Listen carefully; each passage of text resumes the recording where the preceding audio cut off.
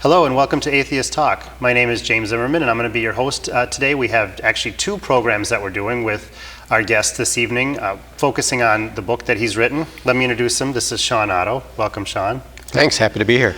Shawn is the co-founder of sciencedebate.org. I'm reading this directly so I get it right here. And the producer of the U.S. presidential science debates. He's advised science debate efforts in several countries, and he lives right here in Minnesota, so it was easy for us to get you. Recently, the reason why we have you here today is because Shawn has authored the book, The War on Science, Who's Waging It, Why It Matters, What We Can Do About It. It was just published in 2016 by Milkweed Editions. So, The War on Science, it's a real confrontational title, so I think the first question just has to be what's happening in our government or in society at large that leads you to argue that there's a war on science? Well, a lot of things. I mean, we've seen this starting to evolve over the last maybe 25 years, kind of an increasing disregard of the role of evidence in public policy, of facts in public discussion. We hear people talking about now we're in a post-fact era. Where politicians can seem to say anything and get away with it, not be really held to accountable to evidence. But beyond that, there are large movements against or rejecting the ideas of science and objective knowledge in academia, in fundamentalist evangelical religions, and by industry public relations campaigns. In fact, industry is spending a little over $1 billion a year to create uncertainty and confusion in the minds of the public about the role of evidence, knowledge, and how it's different from opinion. So in your book, you talk about the fact that, or at least the idea that it's an issue that's really exploded in the last, decade or so, like in recent times. So why do you think that is? Like, why is it a problem now and not a problem since the 80s or since the 60s? Like, what's made it so bad in this last decade here? Well, it's been particularly bad in the last decade, but that's really, we're bearing the fruit of a lot of investment that has happened really since the 1960s. Okay, yeah. A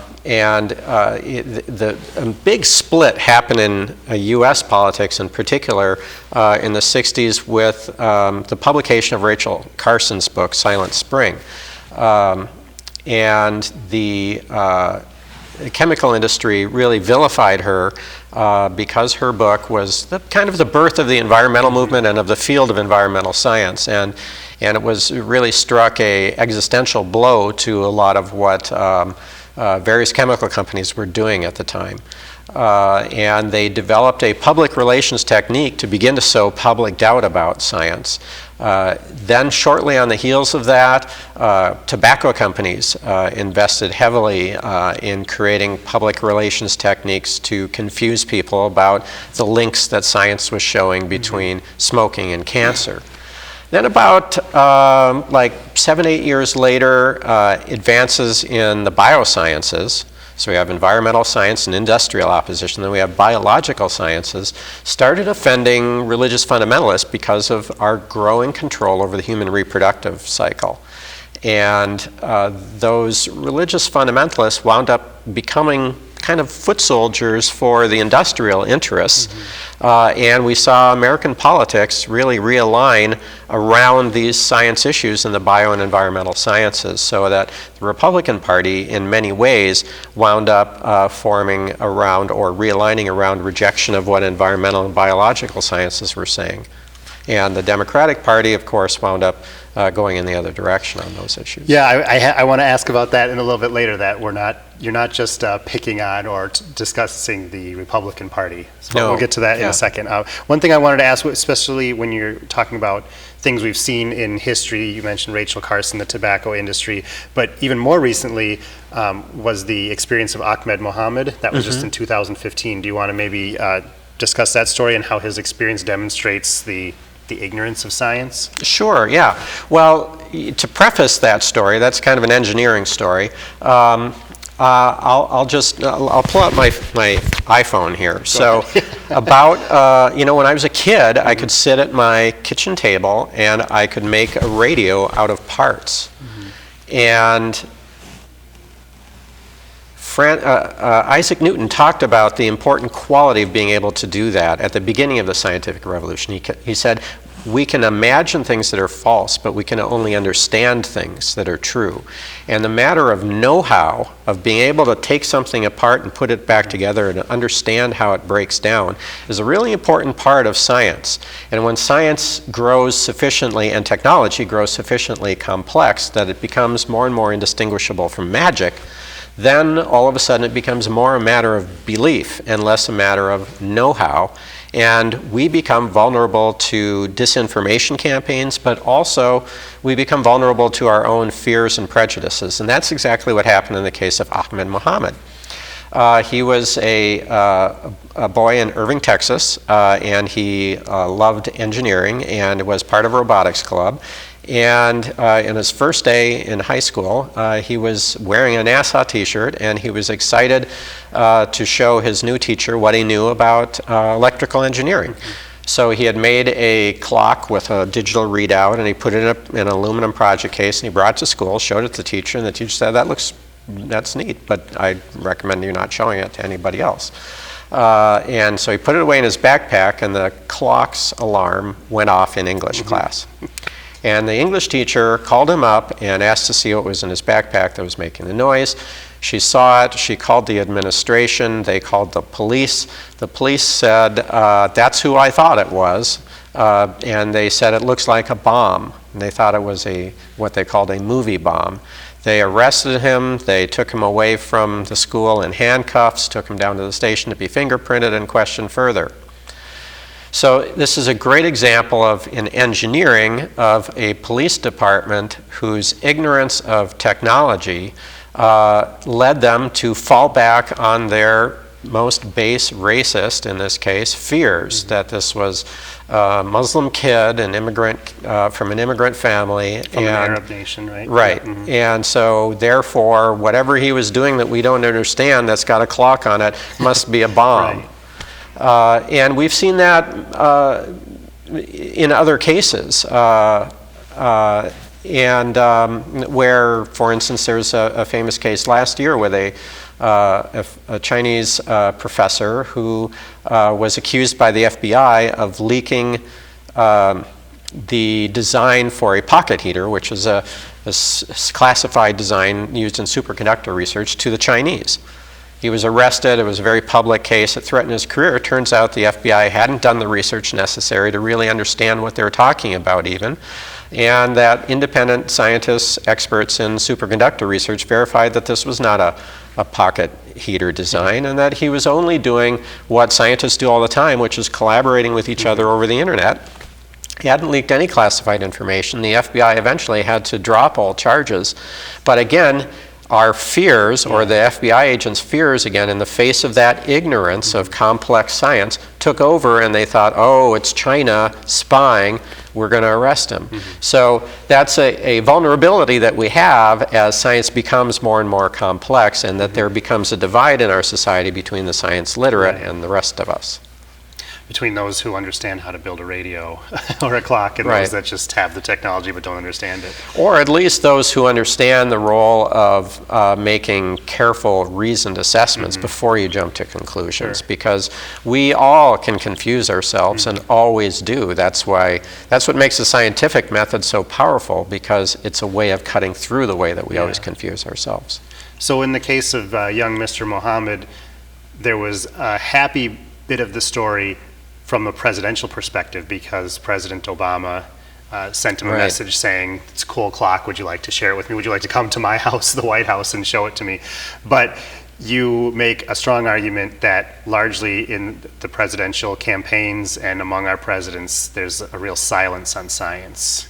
There is, and in fact there was a silence in 2008 too, when President Obama was running. We noticed that.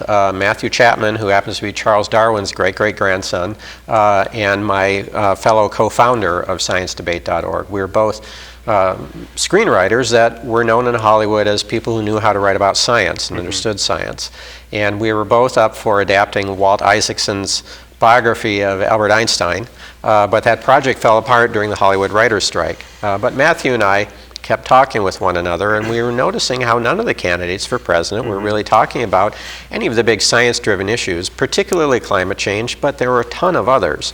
They were instead arguing about, who had what lapel pin on and whether it was the right kind, and whether the flag was upside down or on the right side. It was just ridiculous stuff.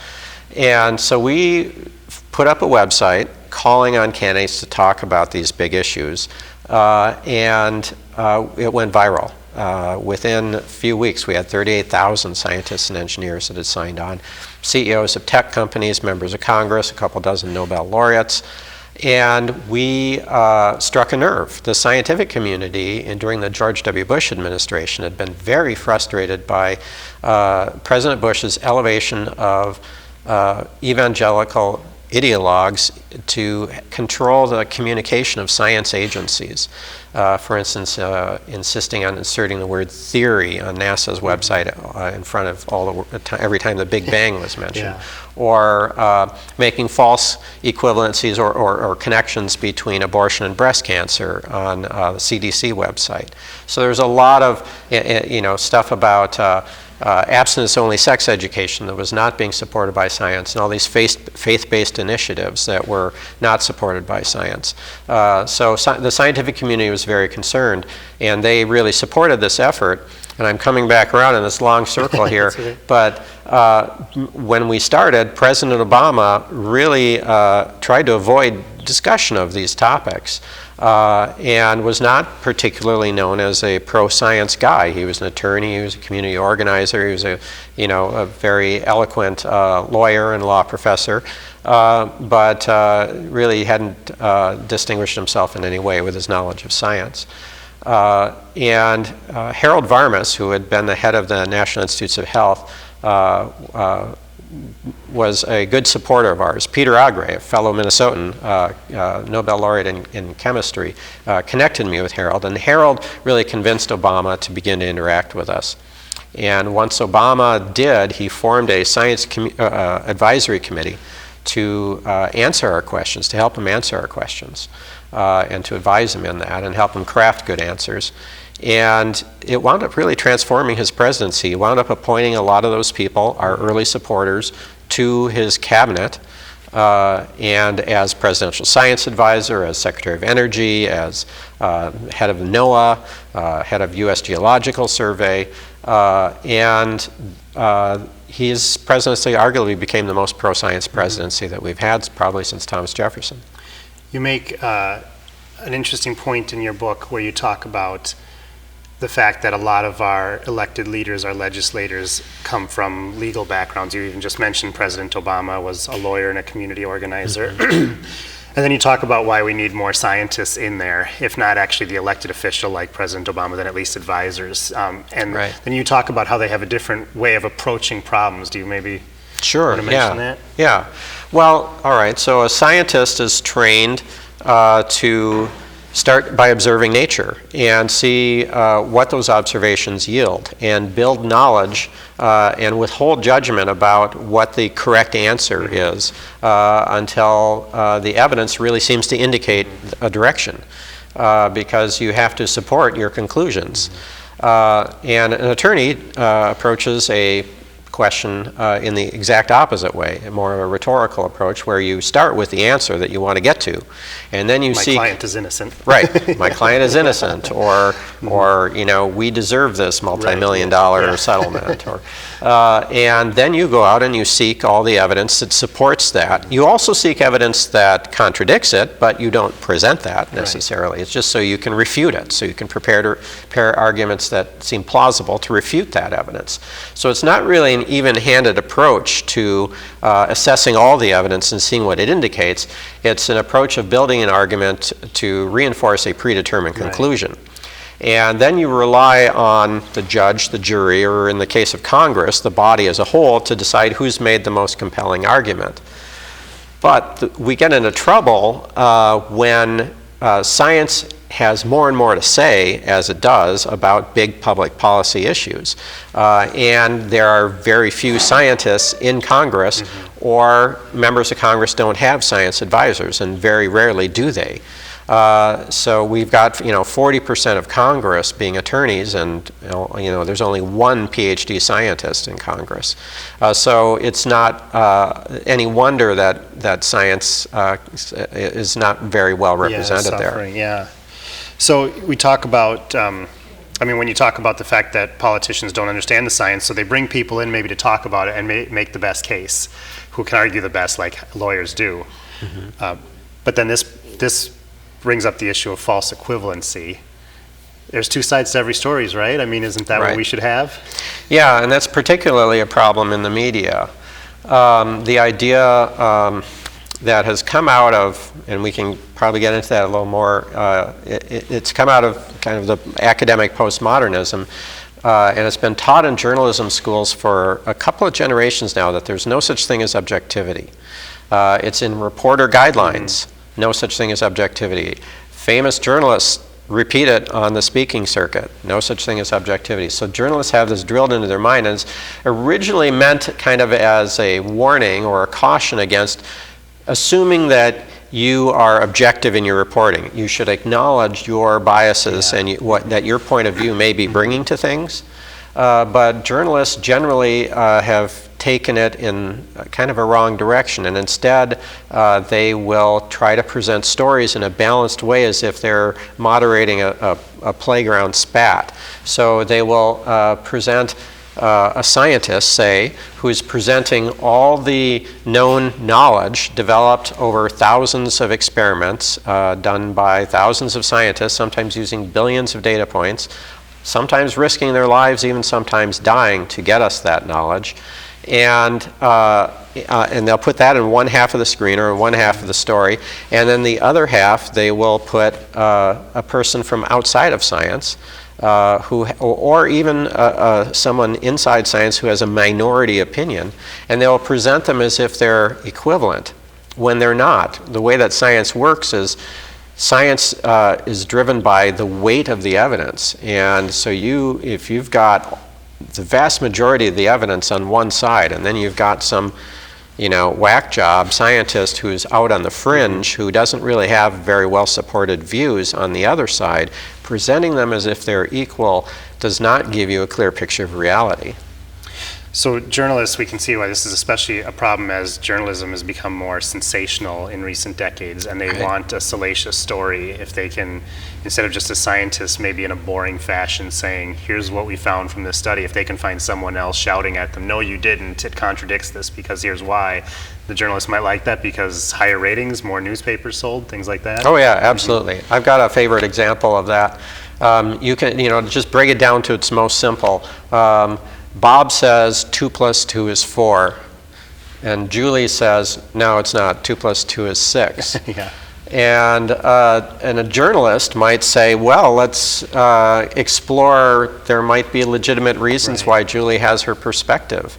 And so all of a sudden you've got a weird headline that attracts attention. You're selling newspapers. There's a controversy over this factual issue. And a scientist will approach that by saying, well, I can clearly show you with these 4 apples that Bob is right. 2 + 2 is 4. It's not 6. Yeah. So there should be no argument about this. But Julie's got this outlier opinion, and she really shouldn't be in the media with it. And then you'll have the approach of Congress, which is, how about a compromise? We'll pass a law, 2 + 2 = 5. We'll make everybody a little bit unhappy. But that's how you can see that our public policy can get skewed away from reality a little bit into more ineffective areas. Yeah. So before President Obama was a lawyer or a politician, and before Ahmed Mohammed's teachers were teachers, and before all these journalists were journalists, they were college students. So you talk a little bit about the problem with colleges not requiring science courses, because that's where all these people originally came. And they had different economic backgrounds and lived in different states, but that's where they originally all came from, was the college system. So let's talk about the problem there. Yeah, well, we've had a major problem in the last 25 to 30 years in colleges where sciences aren't required in many liberal arts colleges or in many even humanities degree programs in order to get a degree.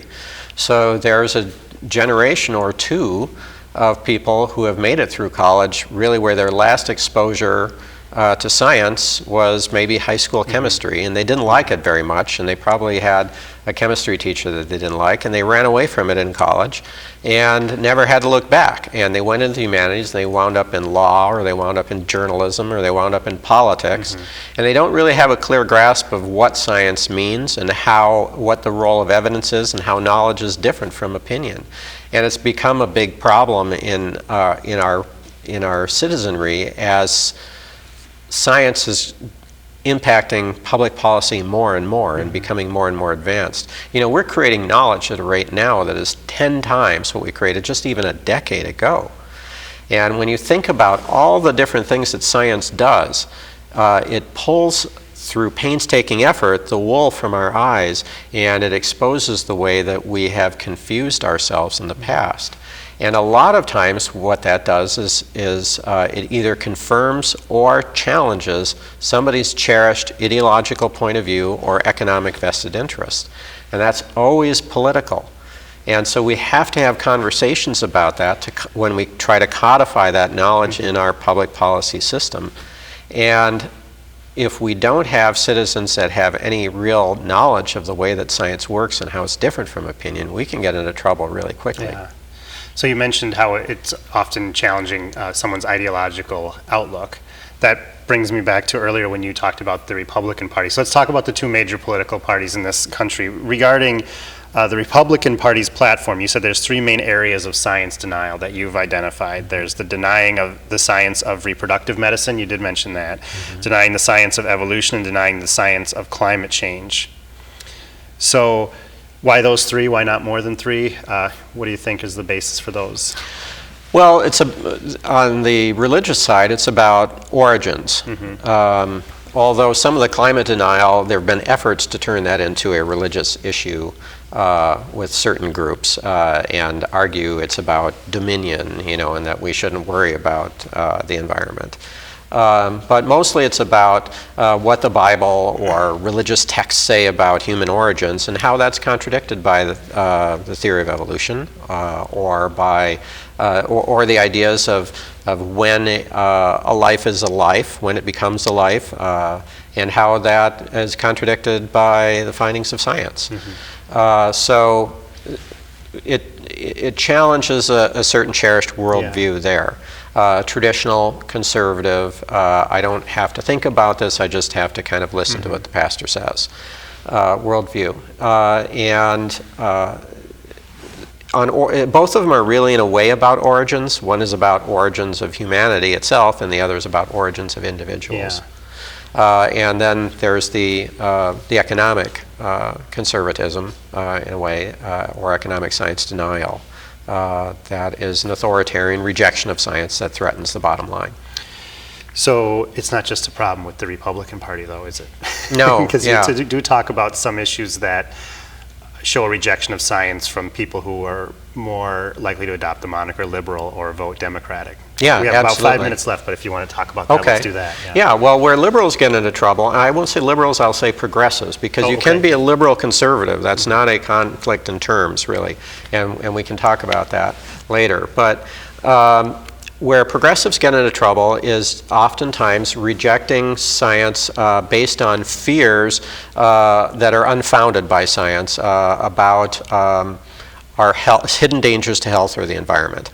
So the idea that vaccines might cause autism, not supported by science, or that genetically modified food is unsafe to eat. It's got some issues around economics and around the environment, but it's not unsafe to eat. Science doesn't show that. Or that cell phones might cause brain cancer, or that Wi-Fi is maybe dangerous for you. There's a lot of these things where science doesn't show a danger, and liberals want to extend regulations in areas that are not supported by science, whereas conservatives want to reject regulations in areas that are supported by science. So that's really kind of a difference, and it really boils down to the conservative viewpoint of collective morality and personal responsibility through rejection of regulation versus the progressive point of view, which is about personal morality and collective responsibility through regulating based on evidence.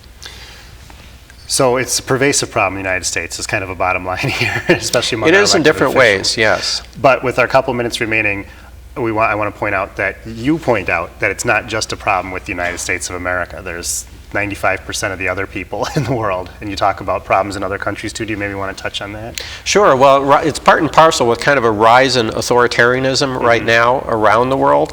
Authoritarians are generally people who will reject science because science is fundamentally an anti-authoritarian perspective or point of view. And that's where the difference is. So it often occurs in countries that have resource extraction, a lot of resource extraction, because the businesses there fund a lot of it. But it's also occurring in areas where there are a lot of issues with immigration. It's occurring throughout the European Union right now in different ways because of that. It also occurs in areas where there are fundamentalist religions, like in Nigeria, or Boko Haram, which is essentially easily translated as Western knowledge is forbidden. So fundamentalist religions, economic extraction, and immigration issues are what drive it. So you would talk about issues too in Australia and Canada too. A lot of different places. I mean, you go into quite a bit of depth. So what we're going to do is we're going to have a two-part show here. So for those of you who are watching or listening, we're going to talk about solutions, or at least things that us as average citizens can do to affect some change, things that you have already done to affect some change. We touched on those already, but we'll go into more detail. So if you're watching / listening to this, check out part 2 also. And if you don't have time to do that, hopefully you at least have time to get Shawn's book. Do you maybe want to mention how people can get a copy of the book? Sure, yeah. The War on Science, who's waging it, why it matters, what we can do about it. You can find it at your local independent bookseller. You can also find it at Barnes & Noble, Amazon.com, IndieBound.com, or you can find it through my website. You can order, if you want it, you can order a signed copy there on my website, ShawnOtto.com. ShawnOtto.com. Okay, we have that on the screen. So, but for people who are just listening, I'm saying it. ShawnOtto.com. All right. So, so watch part 2. But thank you, Shawn. We'll talk more during the next part. So, and thank you for listening. We hope that you enjoyed the show. If you'd like to suggest other ideas for shows, please contact us on the information that we'll display on the screen. We'll be happy to send you a copy of the Minnesota Atheists newsletter so that you can find out about activities that we engage in throughout the metro area, different things that we try to pursue in our community. If you're interested in us, we're interested in you. So thank you for listening.